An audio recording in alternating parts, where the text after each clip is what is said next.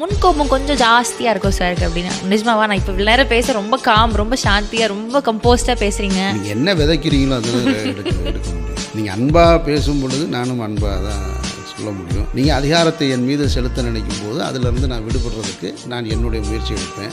நீங்கள் அதற்கு அடுத்த கட்டத்தை நோக்கி போகும்போது நான் அதுக்கு மேலே எடுத்தால் தான் ஜெயிக்க முடியும். அப்போ கோபம் என்பது முதல்ல உண்மையாக இருக்கிறவங்களுக்கு ஒரு உண்மைன்றது கிடையாது. திருத்தமாக ஒரு வேலையை செய்யணும்னு நினைக்கிறவங்களுக்கு கோபம் வரும்.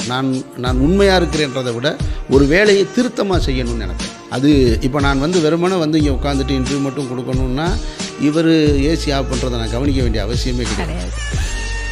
எனக்கு தெரியும் ஒரு ஏசி ஆஃப் பண்ணார்னா இவ்வளோ நேரம் நான் போய்கிட்டு இருந்த ஃப்ளோவே போயிருக்காது. நான் இப்படி கையை வச்சு இப்படி தொடச்சிக்கிட்டே இருந்திருக்கேன். அப்போ இந்த இன்டர்வியூ நல்லா இருக்காது.